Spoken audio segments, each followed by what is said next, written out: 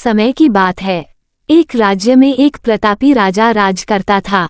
एक दिन उसके दरबार में एक विदेशी आगंतुक आया और उसने राजा को एक सुंदर पत्थर उपहार में दिया। राजा वह पत्थर देख बहुत प्रसन्न हुआ। उसने उस पत्थर से भगवान विष्णु की प्रतिमा का निर्माण कर उसे राज्य के मंदिर में स्थापित करने का निर्णय लिया और प्रतिमा निर्माण का कार्य राज्य के महामंत्री को सौंप दिया। महामंत्री गांव के सर्वश्रेष्ठ मूर्तिकार के पास गया और उसे वो पत्थर देते हुए बोला, महाराज मंदिर में भगवान विष्णु की प्रतिमा स्थापित करना चाहते हैं। 7 दिवस के भीतर इस पत्थर से भगवान विष्णु की प्रतिमा तैयार कर राजमहल पहुंचा देना। इसके लिए तुम्हें 50 स्वर्ण मुद्राएं दी जाएंगी। 50 स्वर्ण मुद्राओं की बात सुनकर मूर्तिकार खुश हो गया और महामंत्री के जाने के उपरांत प्रतिमा का निर्माण कार्य प्रारंभ करने के उद्देश्य से अपने औजार निकाल लिए।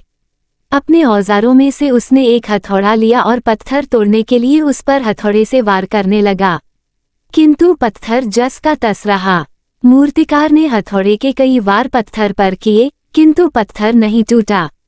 50 बार प्रयास करने के उपरांत मूर्तिकार ने अंतिम बार प्रयास करने के उद्देश्य से हथौड़ा उठाया, किंतु ये सोचकर हथौड़े पर प्रहार करने के पूर्व ही उसने हाथ खींच लिया कि जब 50 बार वार करने से पत्थर नहीं टूटा तो अब क्या टूटेगा। वो पत्थर लेकर वापस महामंत्री के पास गया और उसे यह कह वापस कर आया कि इस पत्थर को तोड़ना नामुमकिन है, इसलिए इससे भगवान विष्णु की प्रतिमा नहीं बन सकती।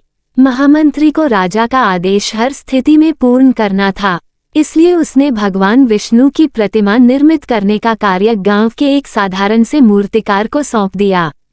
पत्थर लेकर मूर्तिकार ने महामंत्री के सामने ही उस पर हथौड़े से प्रहार किया और वो पत्थर एक बार में ही टूट गया। पत्थर टूटने के बाद मूर्तिकार प्रतिमा बनाने में जुट गया। इधर महामंत्री सोचने लगा कि काश पहले मूर्तिकार ने एक अंतिम प्रयास और किया होता तो सफल हो गया होता और 50 स्वर्ण मुद्राओं का हकदार बनता।